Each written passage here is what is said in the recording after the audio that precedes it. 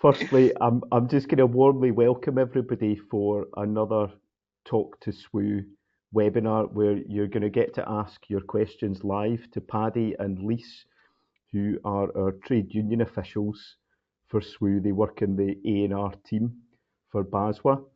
I'm Callum Gallagher. I'm Assistant General Secretary for SWU. Behind the scenes, we've got Joanne and Sean, who are working hard to help us deliver tonight's session, which is on health and safety.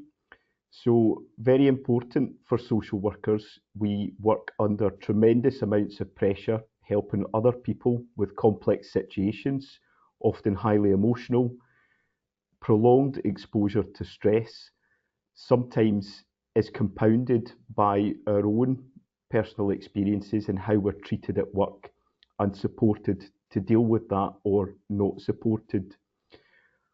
Please can I ask you tonight to ask any questions in the live chat box to the upper right of your screen. I'll then read these out to the panel. This is a safe space where your questions are anonymous. Please keep them objective and don't reveal anything sensitive.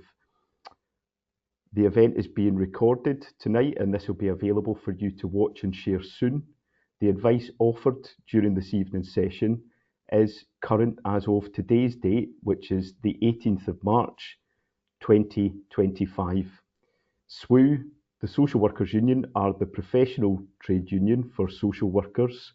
We offer more than skilled representation along with our colleagues, professional body, the British Association of Social Workers. Can't stress how important it is for all working people to be in a trade union. So I'm going to hand you over now so that you can ask your questions to Paddy and Lise. Paddy, you are going to answer the first question that we've had come in, which is how do we move towards a model of limiting caseload numbers, ensuring workers have the ability to challenge excessive workloads?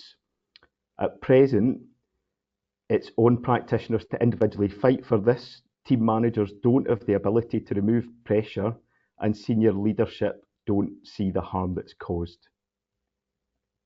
This is a national problem for social workers in the workplace, and what people have to understand is that, like all workers, and I'm presuming that the majority of workers, social workers, will work for a local authority or an employer with very strong policies and procedures in the workplace.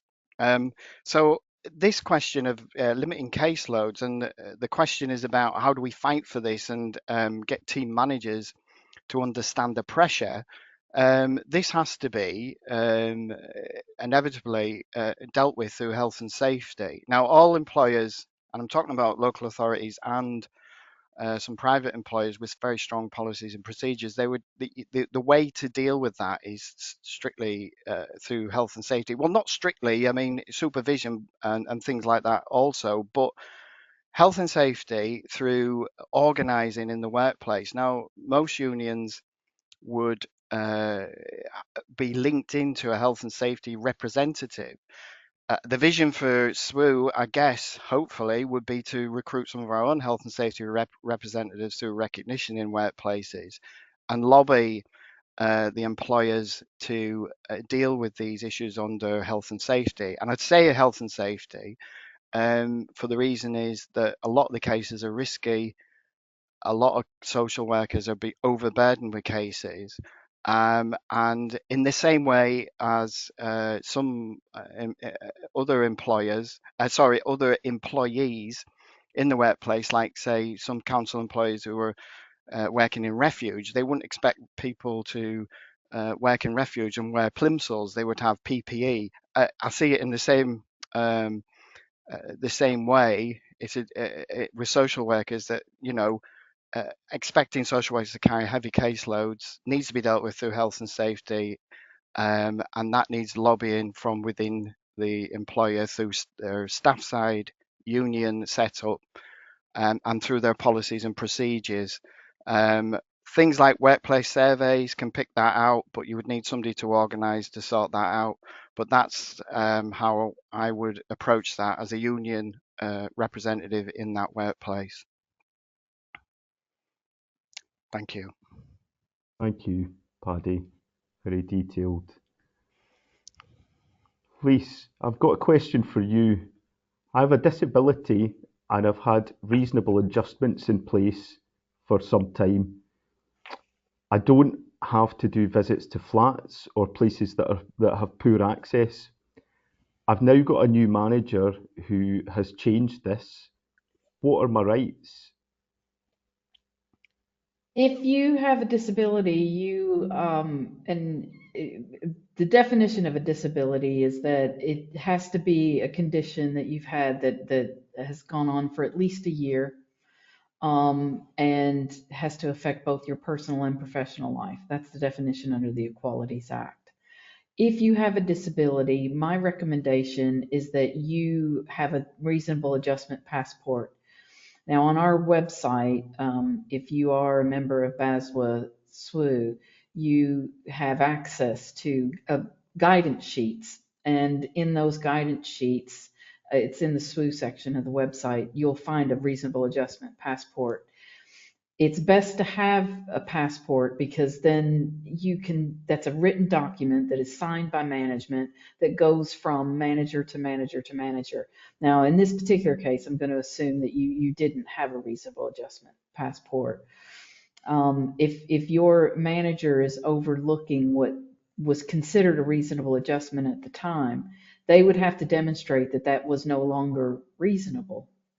And only a court can actually determine if something is legally reasonable. You might have your argument, your manager will have their argument. Now, one of the things that you can do is you make representations to your manager, obviously explain this is why this has been put in place, this is why I have to do this, etc. If that doesn't work, you can always file a grievance about it. You can always escalate it to upper management. You could contact HR, but just bear in mind that HR is there to represent the organization's interests, not your interests. If you don't get anywhere by trying to resolve this informally, then, as I said, you can go down the grievance route, and you can always call us. We can provide you with advice and assistance in regard to grievances. We do have information on our website about filing a grievance, and we also have guidance sheets about discrimination and specifically disability discrimination.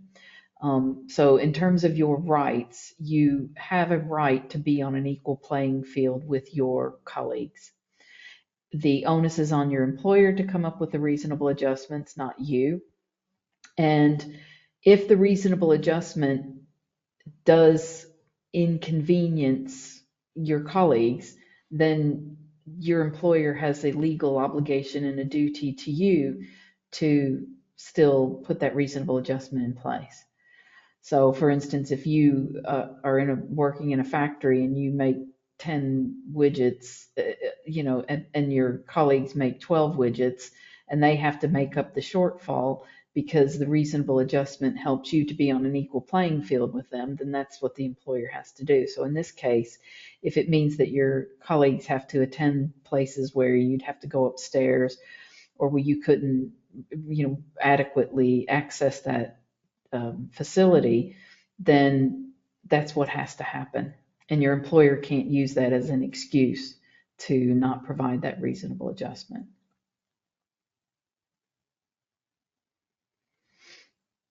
Thanks very much, Lise. That takes us on to our next live question that's come in.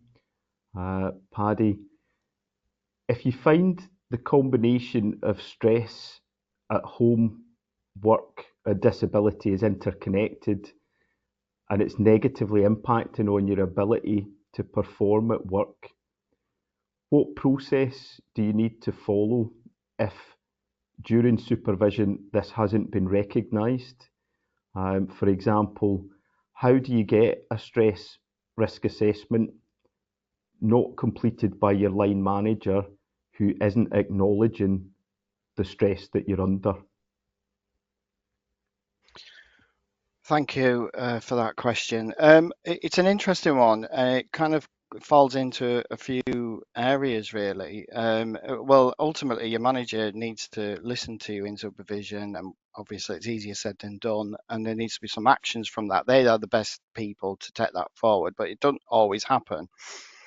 Um, I think it's the reason why I say that is it's always best to try and resolve things with your manager before you escalate anything to a grievance. But the things you're looking at is flexible working and reasonable adjustments and things like that, um, to get that to get that sorted out. But also occupational health.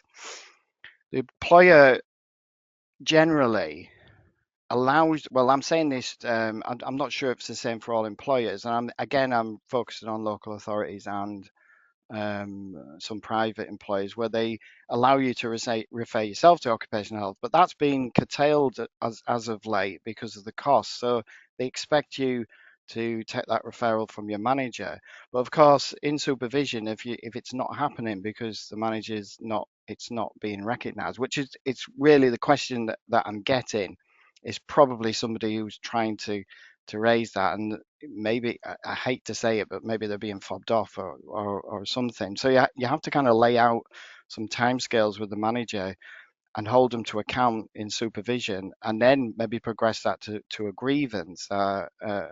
You know, I hate to say it, but that seems to be sometimes the only way that you can progress this. So what I would say to that is familiarize yourself with the policies and procedures in relation to flexible working, and the grievance policy, and also the route to occupational health, as well. And that the occupational health assessment should help achieve that.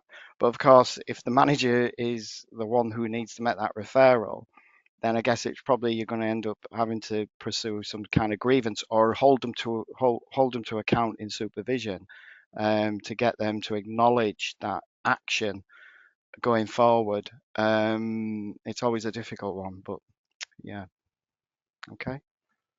Thank you, Paddy. Yeah, that's really clear. You can challenge requesting an occupational health assessment. Thank you.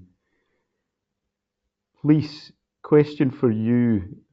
What percentage of local authority employers have been held responsible for discrimination breaches of employees' rights? You might have to guess that. Yeah, by held responsible, I'm going to make an assumption that the person means in terms of court proceedings, employment tribunals, that sort of thing. I would be surprised if there were any local authorities in any of the 4 United Kingdom countries that have not had some sort of court claim against them in relation to discrimination.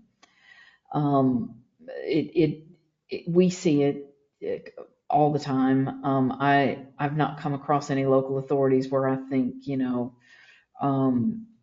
oh, you'd probably never have, because one minute you'll have, a case where, oh wow, they've really dealt with that discrimination or that, reasonable adjustment quite well, and then you'll have some that you'll think in the same local authority, no, you're not dealing with this well. A lot of this, I think, will boil down to management and how managers are handling and understanding what their obligations are under the Equalities Act. And unfortunately, the situations that we find that tend to be the worst are the ones where the manager doesn't fully understand the Equalities Act. They'll tell you sometimes that they do, but it's clear that they don't understand what they're supposed to do. Now, one of the things that I can recommend that you do within your own local authority where you live, and you can do it where you work as well, is to file what's called a Freedom of Information request of the local authority. And you can word it to say something like, can you tell me how much money this local authority has paid out over the last 10 years in either settled court claims or court claims that have gone all the way to final hearings in employment tribunals. You could even say something like, that's to include, claims that have gone through the appeal. Now, the other thing that would be interesting within that is how much money local authorities have spent on legal costs in fighting some of these claims. You could also do a freedom of information request, or if you're working for a local authority, you could try to find out how much training each manager goes through in relation to disabilities, in relation to the Equalities Act, in relation to duty of care as managers, and at what level they're doing these trainings. In my view, your managers, as soon as you become responsible for someone else's employment, whether that's providing supervision, whether that's providing actual management of that person, you should be getting trained you should have HR training. In other words, you should be trained in how to do all sorts of HR activities, disciplinaries, grievances, duty of care, disability, how to manage disabilities, that sort of thing. And again, I want to go back to the onus is on your employer to come up with the reasonable adjustments. It's not on you. Now, that doesn't mean that you just sit back and, say, well, I'm not going to do anything. You could do your own research, that sort of thing. And one of the other things that I wanted to also say about disability discrimination, one of the things that our solicitors told us at one of our trainings one time was that an employer like a local authority will have a higher expectation on it from the courts, especially if you're working in the social work field, the social work profession. You have a social work manager, or even if you have a manager who's a medical professional, the court will have a higher expectation on them to understand the Equalities Act, to understand disabilities, and to be able to understand how a particular disability affects a particular person. Because it's not just about understanding dyslexia or someone being paralyzed from the waist down or something like that. It's about how that particular disability affects that particular person. So if you worked at, say, Airbus, the court might not have as high an expectation on your managers there. But because you're working for a local authority and you are a social worker and you are working with social workers or working with people in the care profession, the court's going to expect them to know what they're doing and to understand. So I would say, do freedom of information requests, and if you find that this is an unacceptable amount of money, whatever if you think £5 is too much, then write to your local MPs, write to your local councillors, and make sure that you are making them aware that you know what's going on and that you don't find that acceptable. Thank you, Cal. Thank you. Paddy, this one's about safety. So, person saying, during the race riots, I felt more at risk of violence and threatening behaviour at work, which was intimidating. What should my employer have done to protect staff? It's sort of, I'm reading this as perhaps they were still having to go out and do visits and have appointments with people. Mm-hmm. Yep. Okay, that's a very good question, and it's a very pertinent question, not only in relation to obviously the riots, but these threats of violence are quite commonplace in the work that we do. And employers, there are some good employers who put things in place to protect people, working in doubles and good communication, looking at databases and all stuff like that. But the employer, where there's an issue of risk, the employer has a duty of care towards you, and that's that's their they have to you're owed that, I guess, as an employee. And if you raise an issue about risk and it's not dealt with, or it's kind of you've fobbed off by your manager, then really it's quite a serious issue, because there could be, you're putting yourself at risk, you're putting possibly service users at risk and putting your other colleagues at risk as well. So, and I always like to answer these questions in the same way. Any other worker for that employer would have risk assessments in place to support what they're doing. So the methodology of the work and the risk assessment, in terms of your job description as well, all needs to kind of flow and fit in. So where there's an obvious risk, then the managers have a right to have they have the responsibility, not the right, the responsibility to ensure that their employees are safe. And if that is ignored, then you know um, you I have to be bold and say that you reserve the right to if it I mean you wouldn't put yourself at risk of any kind of you know um in a way where you would be hurt or let anybody else get hurt, and you'll be within your rights to say no, I'm not doing that, and explain why. Difficult, of course, because teams are pressured and they're flying about and they've got to go out on visits and do welfare checks and check on children and all sorts of things. So that I think where there's a situation like that, that's usually like a collective thing, because it's not just happening to one person usually, and that the way to deal with that is sometimes through a collective grievance and to present that information to your employer in a way that it leaves them responsible for it. But of course, easier said than done when you're working in the workplace, and you really need to enlist the help from your union, I guess, to campaign on that.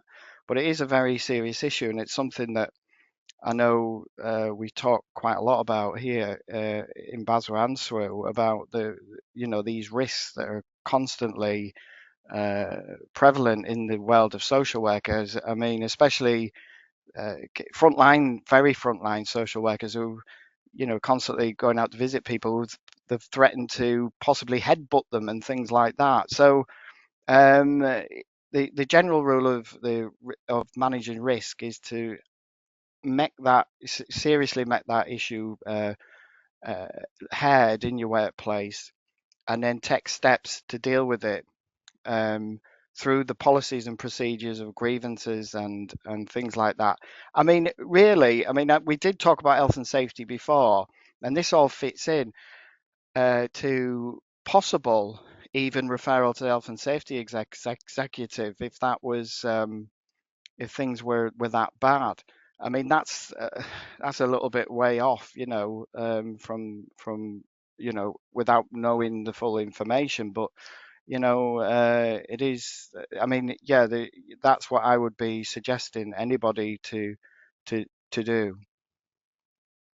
So thanks, Paddy. So there's ways of escalating that beyond your employer's control. I think that's a very clear message that you made there. And Lisa, I'm going to bring you in on that because we discussed that fairly recently, and I think you had mentioned there might be some circumstances where staff have a right to refuse to work in unsafe conditions.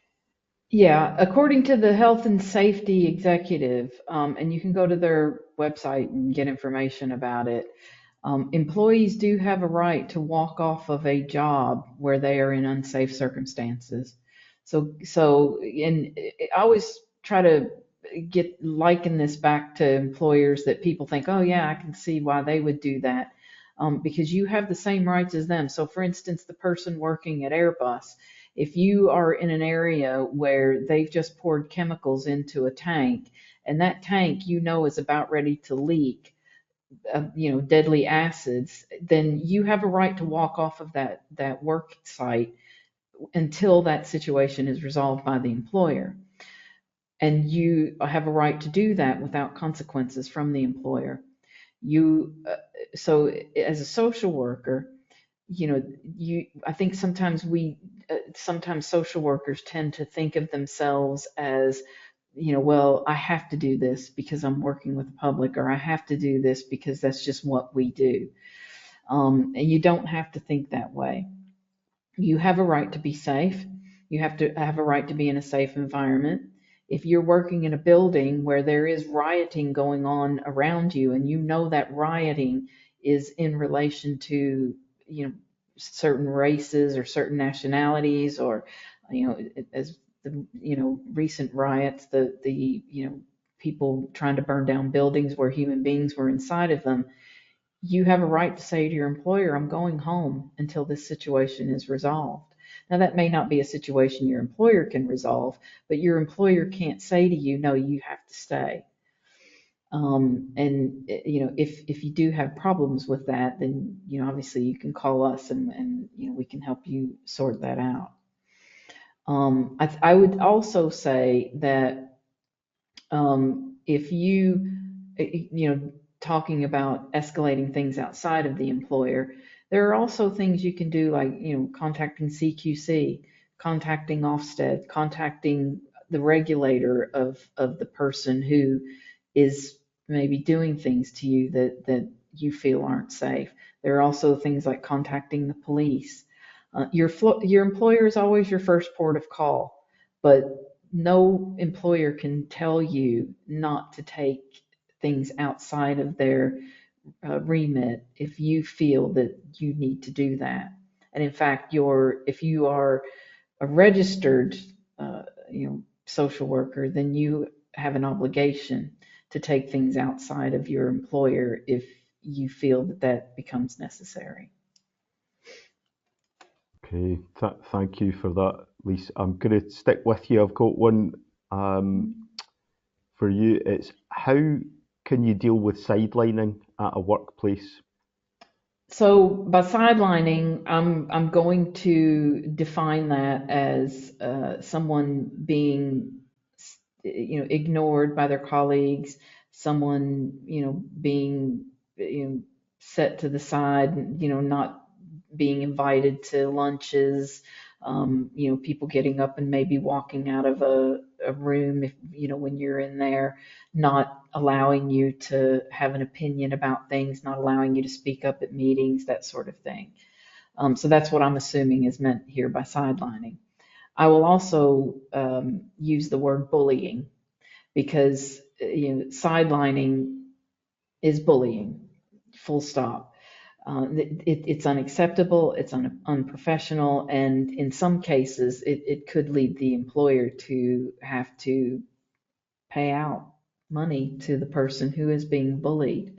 Now, bullying in and of itself isn't a legal, it's not actionable in court, in other words, but things like harassment are, and harassment is having unwanted behavior towards you. For whatever reason, whether it's because of your disability, there are 9 protected characteristics, and usually sidelining, you could trace back to one of those protected characteristics. So it'd be things like your marital status, your gender, being transgender, being LGBTQ. So race, nationality, that kind of thing. Nationality is considered race. So if you do find you're in a situation where that is happening to you, obviously your first port of call is to tell your line manager. Now, sometimes line managers may be part of it, or they may not want to get involved, or they may want to say, well, it's just conflict between staff members, that sort of thing. No, that isn't what it is. It is tantamount to domestic abuse. And should be dealt with in a similar way that you would deal with domestic abuse. It is abuse at work. If your line manager isn't doing anything about it, you can escalate it up the chain until you get an answer. If not, you can always file a grievance. Some employers will have specific dignity at work policies, specific policies around bullying, harassment, that kind of thing. So check for that. You can find information about it on your intranet, your local intranet, or you can contact HR. We will help any of our members deal with grievances of that nature. And if we have to, we can get legal advice for you about whether or not it's something that is actionable in court. Not everything is. Not everything is provable. It is quite difficult to, take cases like that to court. So that's probably a last resort. But the bottom line is you want an environment where you will be treated with dignity and respect, and you have a right to that, a legal right to that. It's not just something that, oh, well, it'd be nice if I had this.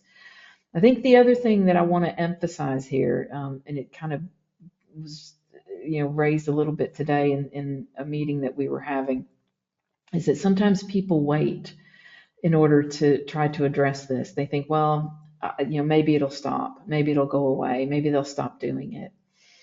It needs to be addressed as soon as possible, because if somebody is going to behave that way towards you, then chances are it's not going to get any better. It'll just keep going and going and going. Sometimes people are really good at little microaggressions, little behaviors that can sometimes make you feel like you're less than, or that your opinion doesn't matter, or that you don't matter as a person. And the other thing you need to remember is, if you are dealing with something like this at work yourself, if a person is prepared to do something like that to another professional, whether it's their own manager, and it does happen to managers, it's not just managers doing it to employees or employees doing it to each other. If they're willing to do that to another professional, what are they doing to service users they are working with? Because I could promise you this, I would be extremely surprised if there is a situation where someone is bullying their colleagues, or one of their colleagues, or many of their colleagues, or their manager, where they're not doing the same to the vulnerable people with whom they're working, whether it's vulnerable adults or whether it's vulnerable children. So sometimes we have a tendency to not want to make a fuss or not want to raise these kinds of issues. You have to remember that you have a duty to safeguard other people as well as yourself. And you yourself are not going to be useful to your employer or to the vulnerable population with whom you're working if you haven't stood up for yourself, if you're coming to work every day feeling like, just terrible. Bullying is just a terrible feeling when you're being bullied. So, think of it, if it helps you to address it, think of it in that way. And again, these are things that can be taken further in terms of outside the organization if the organization isn't helping. If you have any questions about it, or you want to speak to us about, and you are a member of the union, or a member of or a member of BASWA, then just call us on our duty line and we can talk it through with you. And we'll tell you, no, that's not bullying, that's just performance management, or that's just, your manager trying to get you to do your job, or, yeah, that's definitely bullying and that's unacceptable. So if you want to talk through it with us, then that's what we're here for. Thanks, Lise. Absolutely. People have a right to psychological safety at work, and for their emotional health to be safeguarded. The job's hard enough, I'm sure we all agree. Paddy, this is quite a tricky question. So the member seems to be in Scotland and is asking specifically, how do we in Scotland escalate things where we feel we do not have enough staff resources to keep staff and clients safe? We are now years on from setting the bar report. Things have not improved. There needs to be a way of escalating this beyond our local authorities, because so much is swept under the carpet. Yes, it is a very detailed question, and it is it's not it's kind of not unique, but things are swept under the carpet. And how do you escalate that outside when your employer isn't really living up to their expectations? This is what I'm taking from this question, and it's kicked into the long grass, as especially when you're saying a depleted workforce and people are asked to do more for less and things like that. The only way to really deal with this is for I mean, the reason, I mean, if we're going to talk about unions, the reason why you're in a union is to protect you at work, and to uh, support you at work when things really are not going well. But that's only as strong as the members that are in that union, and we have different unions, and sometimes they come out in solidarity to campaign. Excuse me, and on things like pay, terms and conditions, and pay. They seem to be the main things that they come. We don't see a lot of it in social work. I think there was one in Manchester there last year where they came out and they refused to do things, and they had to do something about it. It was a trust in Manchester. It's quite a good article, but there was a few unions involved in that. But barring that or failing that, then is your local MP, and you can lobby them as well.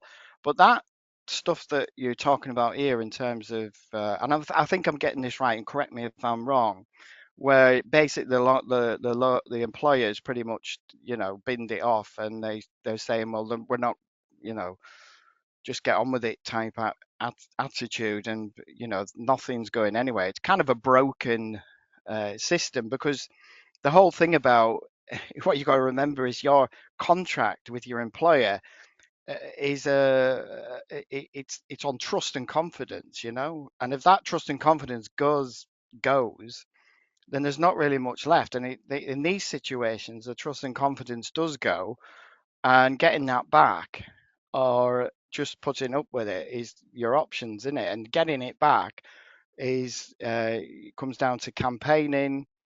Some unions will ballot members for industrial action, and that's how traditionally unions have dealt with situations like that, where the employer digs their heels in and says, look, we're not going to campaign on this any further. We're not going to deal with this any further. We've done enough. That's it. Just get on with it. Then we would look at there would be a need for some kind of industrial action, which is the whole point, really, of being in a union and being part of an organisation, and in solidarity with other unions, to deal collectively on issues like this. These are quite serious issues. You're talking about Scotland. I'm just reading this interesting question, and speak to the SSC. Is that the one? Yeah, that is the question. And reporting it to the regulator. I mean, I'm not an expert on the regulator, even though I work within BASWA and the regulatory team.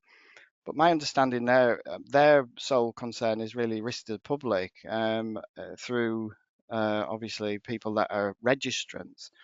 But this is more about the responsibilities of the employer, because they are, if we're looking at employers who deliver social work services, they're mandated to do that. They have to do that. I'll be bold in saying that if local authorities, and maybe this is a bold thing to say, if they could get away with not providing social, they'd do it. They get rid of. Is it bold for me to say that maybe if they could get rid of social workers, they'd do it tomorrow? I hope not. But it is becoming, the trust and confidence amongst local authorities is becoming very thin, and that's all down to it. I could go on all night about austerity and the cutbacks. What we're hearing from the current government in Westminster about the cuts to the NHS, and what pressures that's going to put on health and social care. If we're looking at social care, is to be to to come about, in the near future. So my guess is that's going to increase pressure. So my view is that collectively, unions need to campaign on this. They need to get their members activated, organised, and if what we're saying is the employer isn't doing anything about it, they have to. That's the only way that this is going to be resolved. Using maybe speaking to their MP, or they can get them on board. I believe that going back to the similar thing in Manchester, they had maybe the Andy Burnham, I think he was involved, and that did help a bit. So, but you need somebody to organise that, it doesn't just happen. And I think, is it, for SWU, I think, some of this is to be discovered, in terms of how we would organise that, and maybe, recruit people to help us do that in the workplace. So it's definitely something that I know I'm, from the union's point of view, we are quite interested in, and I know for myself, I'm quite interested in looking at this in terms of what campaigns can come out of it. But yeah, it's a very good question, and I think that's, from my point of view, that's how I would. That's the only way that I think that can be dealt with, through, like say, campaigning and raising the profile of that problem as what unions do. I mean, it's pretty bread and butter stuff for unions. That's what they're there for. Yeah. Thanks, Thank you. Paddy. Yeah. Can I just think, add to that as well? In terms of the regulators, all 4 country regulators have guidance for employers, standards for employers, including Social Work England now. And those standards cover a number of things. Now, they don't particularly talk about high caseloads, but it does provide sort of a framework, a base, if you will. Now, BASWA also has guidance for employers, standards in terms of recommended caseloads, that kind of thing. So have a look at those types of things, especially if you're going to file some sort of a grievance or a collective grievance about this issue. You can use those things to beef up what it is that you're saying. And also look at your own standards and make sure that your employer is not preventing you from meeting your social work standards. Because I can promise you this, in my experience, and I've been doing this for a very long time, I don't know any of the regulators that will say, oh, your manager forced you to take those 40 cases. Okay, that's fine. Go on back to your business. They will hold you responsible for it. So those are some things you can do to use to stand up for yourself. thank you. Yeah, important point made. I think particularly in Scotland, if your employer you feel is breaching their codes with the regulator, you might well want to discuss that further. Maybe even speak to the care inspectorate. And I have another question that's come in, Lise. I'm concerned about the oppressive attitudes and attack on trans rights in America. I think this seems to be growing in the UK. It's affecting some of my friends at work, and I don't see any support in my workplace. At the moment, and unfortunately, what does tend to happen over here is that things that go on in America do tend to make their way across the pond. And this issue is no exception. And right now, fortunately, trans rights are ingrained in law. You have human rights legislation, and you have the Equalities Act. And being transgender is one of the 9 protected characteristics. If you see friends at work that are having issues, you can raise that on their behalf. Sometimes you can't file grievances on their behalf. It depends on what your local policies say about that. But what you can do is, if you feel that a friend of yours is being bullied or, their rights are being violated, the grievance that you could file could have to do with how that bullying is impacting on you. And then that investigation would then cover what is also actually happening to your friend, because sometimes it's hard when you're the person being bullied to stand up for yourself. So there's nothing to stop you from raising a grievance that says, this is having this type of impact on me and my ability to do my job. Now, you, as a transgender person, you do have all the same rights and responsibilities that any other employee of that organization has. And your local policies and procedures will also, be put in place. And as I say, there are policies and procedures about bullying. There may be specific policies, so it is worth, sometimes it's hard to find things on intranets because you don't know what to put in there. So if you're specifically concerned about transgender rights, it may be worth a phone call to HR to find out if there are actually any policies and procedures and what they are in relation to transgender rights specifically. You have a right to come to work, to not be harassed.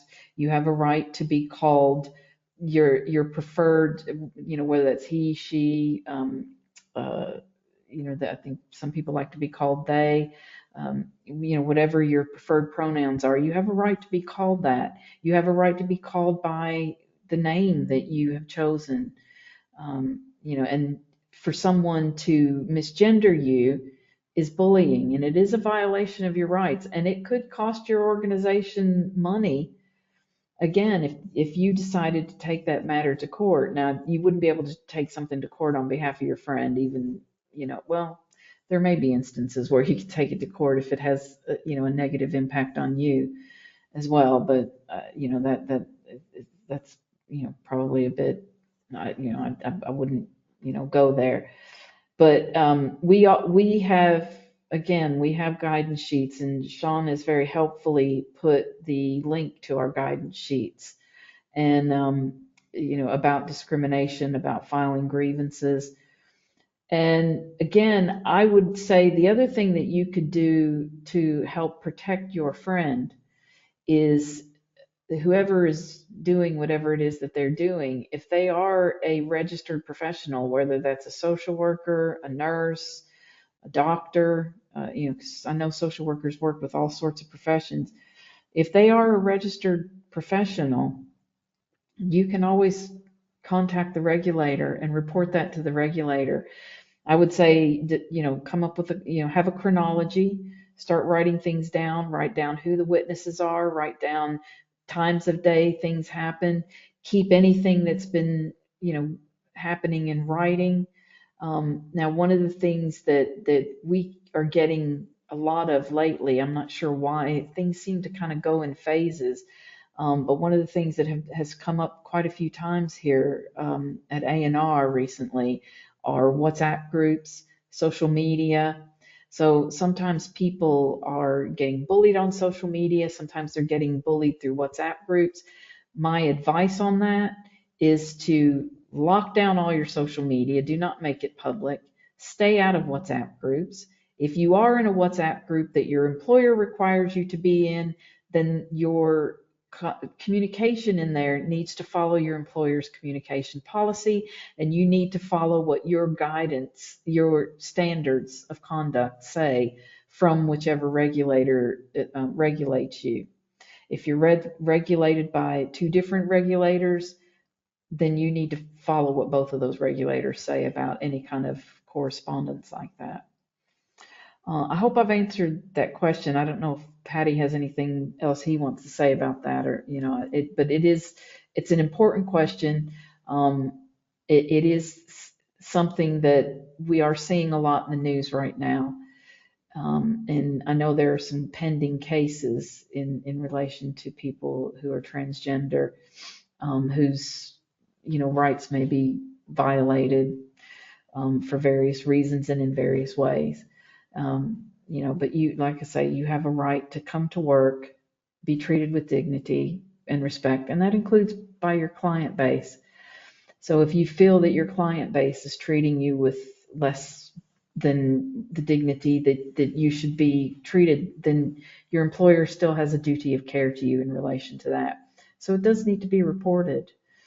I go back to the poem of they came for the trade unionists, but I wasn't a trade unionist, so I did nothing. If you sit and do nothing when you see somebody being bullied or harassed, then what nobody's going to be there to stand up for you. So let's make sure we are standing up for each other. Yeah, Lise, that's great. You asked me if there's anything else I would consider. No, absolutely fine. Just another point in terms of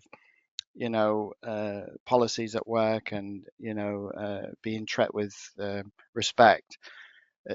A lot of employers have civility at work or dignity at work policies as well, which are a little bit more ingrained in terms of issues around discrimination and things like that. So that might be something to look at as well. So yeah, just pretty much what you've said really. That's pretty much it. I just thought I'd mention that. Thank you. Thanks. I'm just going to prompt that we've still got 9 minutes before the end of this talk to SWU on World Social Work Day. Hope it's going well for you all and you're enjoying a schedule of interactive sessions and learning. We do have another question on social media use. Somebody has commented that they have been part of a social media group at work.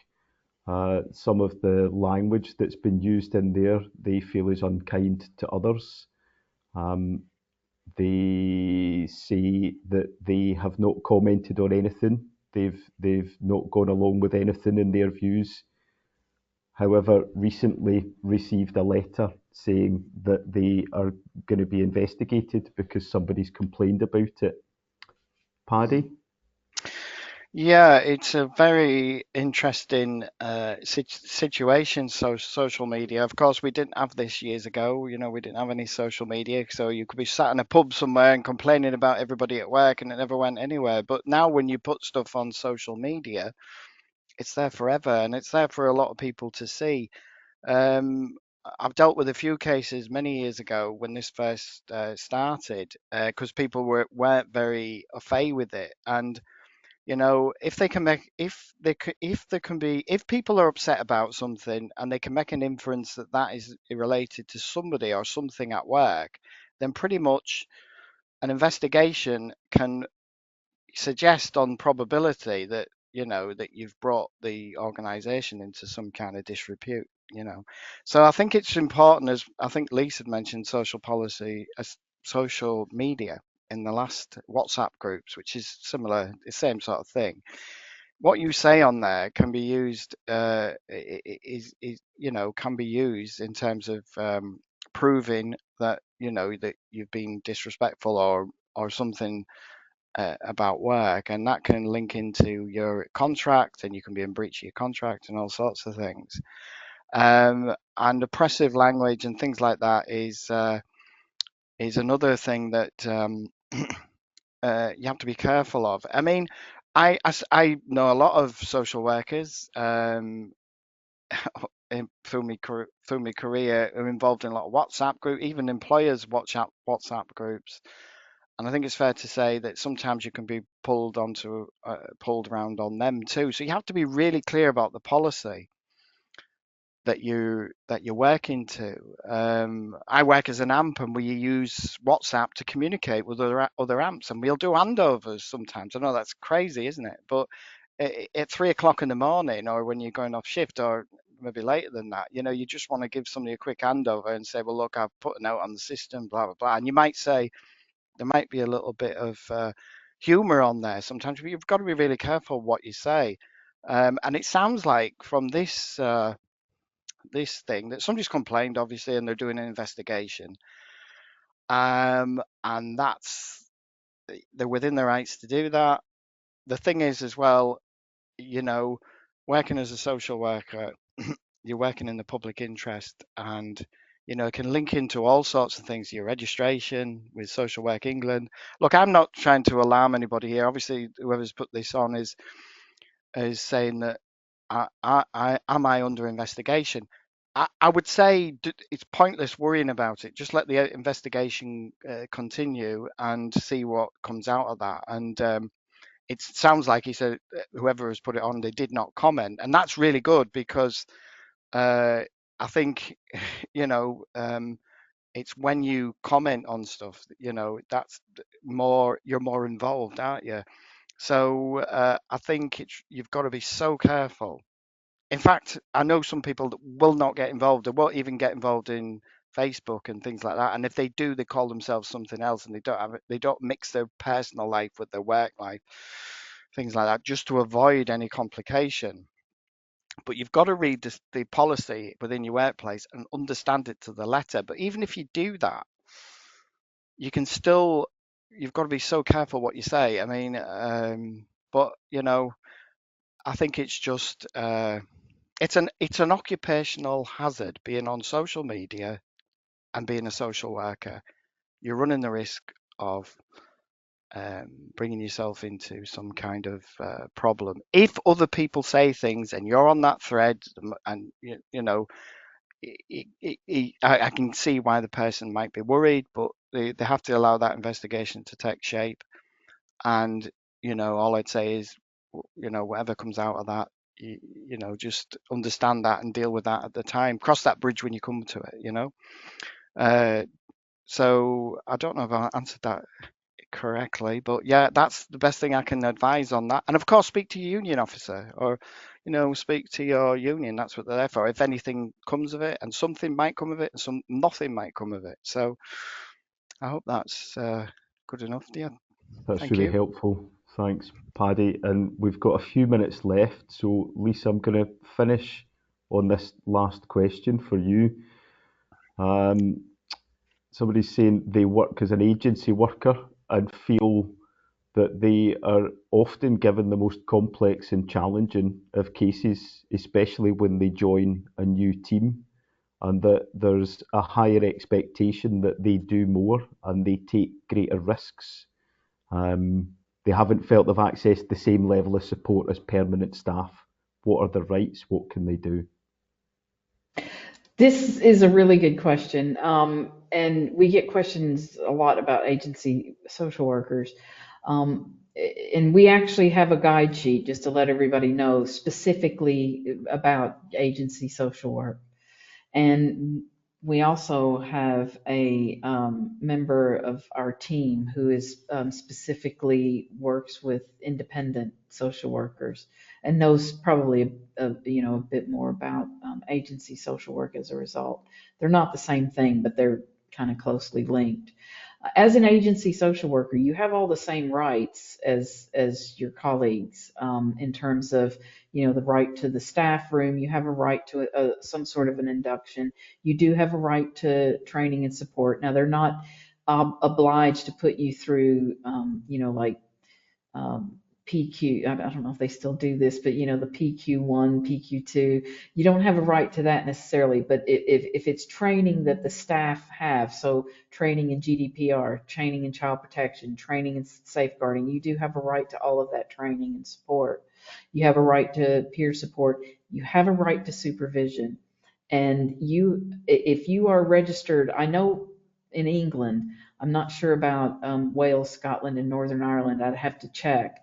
But in England, you actually, the regulator requires you to have regular supervision. I think they say it should be every 6 weeks. And BASWA has a supervision policy. Your professional body has a supervision policy that talks about how much supervision you should have. Your regulator in England requires you to have at least have reflective supervision as well. So if you are an agency social worker and you are not getting good quality reflective supervision, then your employer is potentially contributing to you breaching your standards and your obligations towards your regulator. So that needs to be pointed out to them. And we can assist you with doing those sorts of things. If you get that guidance sheet, that'll kind of lead you to where you need to be. And if you have any further questions about it, you can always call us and on our duty line to talk further about what's actually happening to you at work. I mean, one of the things that we noticed during the pandemic, and I actually was quoted about this in an article back during that time, is that some of our agency members were being used as human shields. So the agency workers were being required to go out, regardless of what the health status was of the full-time employees. They were sending agency workers out to households where there might have been COVID. They were requiring them to go down and speak to people who might have had COVID, going on to hospital wards where COVID was, becoming a problem. So you have a right not to be treated that way. So, and you do have a right as an agency worker, your rights about grievances are a little bit different depending on who is considered your quote unquote employer. So if there is a situation like that where you need to file a grievance, then you'd need to give us a call, and we'd need to see what your setup is to see who that grievance would need to go to, because it may need to go to your agency, who would be considered your employer. So, but yes, you shouldn't be. Yes, you may be getting some more, some of the more challenging cases, and you may be okay with that. You may be experienced enough to handle that. But that's one of the things when you are interviewing, and I'm saying interviewing your future employer, not necessarily them interviewing you, because that interview process is about you checking them out just as much as them checking you out. And if they have a problem with you asking those questions, run for the hills. Do not work for them. And once employers start getting the message that agency workers aren't going to come there, then they'll stop doing that kind of thing. And again, if you are getting treated like that, you also, as an agency social worker, you have a bit more of the luxury of saying, actually, I'm not going to work here anymore. I'm going to the local authority over there because my friend works there and they're not being treated that way. But again, if you want to stay and challenge it, then get our guide sheet, and that can kind of help you determine what your rights are and obligations are in those kinds of circumstances. Okay, thank you, Lise. Thank you, Paddy. That concludes our talk to SWU for tonight. Thanks to everyone who's joined us on International Social Work Day. Really valued having you here and letting us be a part of your social work community for this evening. Thanks very much. Good night.